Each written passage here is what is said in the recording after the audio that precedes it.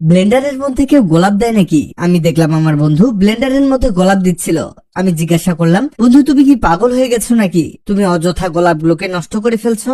বন্ধু বলল, না আমি পাগল হইনি, এমন একটা জিনিস তৈরি করছি যেটা তোমার অনেক উপকারে আসবে। শুধু উপকারে আসবে এমনটা না, সেই সাথে তোমার অনেক বড় সমস্যার সমাধান করে দিবে। এই কথা শোনার পর আমি মনোযোগ দিয়ে দেখতে লাগলাম আর বন্ধুকে বললাম, শুরু থেকে বলো কি করতে হবে। বন্ধু বলল, এর জন্য তোমাকে কয়েকটি ফ্রেশ দেখে গোলাপ নিতে হবে আর এই ফুলের পাপড়িগুলোকে ছাড়িয়ে নিতে হবে। বন্ধু দেখলাম অনেকগুলো গোলাপের পাপড়ি ছিঁড়তে শুরু করেছে। আমার মাথায় আসছে না সে আসলে এটা কি তৈরি করছে। সে বলল, দেখো বন্ধু, এখানে তোমাকে 4-5টার মতো গোলাপ নিতে হবে আর সবগুলোর পাপড়িগুলোকে ছাড়িয়ে নিয়ে একত্র করতে হবে। এই দেখো, এই পরিমাণের গোলাপের পাপড়ি তোমাকে নিতে হবে আর এগুলোকে অবশ্যই পরিষ্কার পানি দিয়ে ধুয়ে নিতে হবে। এরপরে এগুলোকে পরিষ্কার করে একটি ব্লেন্ডারের মধ্যে ঢেলে দিতে হবে। শুধু ব্লেন্ডারের মধ্যে ঢেলে দিলেই হবে না, কিছু জিনিস এতে অ্যাড করতে হবে, তাহলে এর কার্যকারিতা অনেক গুণে বৃদ্ধি পাবে। যেমন প্রথমে লাগবে গোলাপ জল। তুমি কসমেটিক্স এর দোকানে এই গোলাপ জল পেয়ে যাবে, তবে এটা ভিন্ন গোলাপ জল। এখানে গোলাপ জল দিতে হবে 2 চামচ পরিমাণ। এবার ব্লেন্ডারে ঢাকনা লাগিয়ে দিয়ে এটাকে ব্লেন্ড করে নিতে হবে। বন্ধু বলল, দেখো এখানে কিন্তু ব্লেন্ড করার সময় কোন রকম পানি ব্যবহার করিনি আর পানি অ্যাড করাও যাবে না। দেখো বন্ধু, এটা ব্লেন্ড করা হয়ে গেছে, একেবারে কেমন মিহি করে নিয়েছি গোলাপগুলোকে। প্রতিটা পাপড়ি যেন পেস্ট হয়ে গেছে আর এটাই আমাদের প্রয়োজন। এবার একটি ছোট বাটির উপরে একটি ছাঁকনি বসিয়ে দিতে হবে আর এর উপরে ব্লেন্ড করা পাপড়িগুলোকে আস্তে আস্তে দিয়ে দিতে হবে।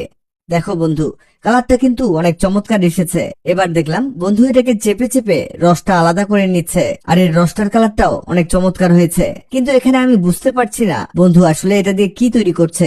এরপরে বন্ধু বলে উঠলো, এবার আমাদের লাগবে অ্যালোভেরা জেল। এখানে তুমি চাইলে গাছের অ্যালোভেরাটাও ব্যবহার করতে পারো, তবে এটা দিলে বাড়তি কোনো ঝামেলা নেই। এখানে 1 চামচের মতো অ্যালোভেরা জেল দিয়ে দিলাম। তুমি চাইলে আরো বেশি পরিমাণের অ্যালোভেরা জেলও এতে দিতে পারো। এরপরে লাগবে আমন্ড অয়েল বা বাদাম তেল। 1 চামচ পরিমাণ বাদামের তেল এতে দিতে হবে। আরো লাগবে গ্লিসারিন, এটা মোটামুটি সবার বাড়িতেই থাকে।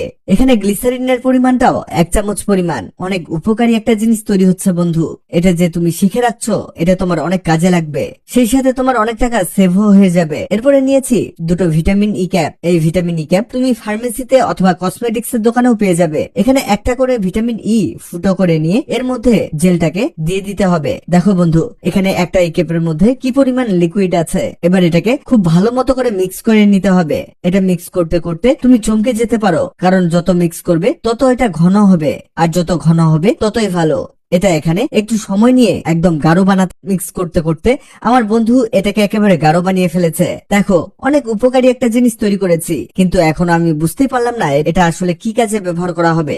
এবার আমি বন্ধুকে বললাম, এটা দিয়ে তুমি কি করবে? বন্ধু বলল, তুমি গুগলে সার্চ করো ত্বকের যত্নে গোলাপের উপকারিতা লিখে। আমি সার্চ করে তো অবাক, দেখলাম ত্বকের আর্দ্রতা এবং ত্বককে কোমল করতে পারে, সেই সাথে ত্বকের উজ্জ্বলতা ফিরিয়ে আনতে পারে এই গোলাপ। আরো আছে, দেখলাম বলি রেখা, ত্বকের দাগ ছোপ, স্ট্রেস মার্ক গোলাপ দূর করতে পারে, কারণ গোলাপের পাপড়ির মধ্যে আছে অ্যান্টিব্যাকটেরিয়াল এক্সট্রিজেন্ট বৈশিষ্ট্য যা ত্বককে হাইড্রেট এবং কোমল রাখে। বন্ধু বলল, সেই সাথে অ্যাড করা হয়েছে ভিটামিন ই এবং গোলাপ জল, আরো আছে অ্যালোভেরা জেল।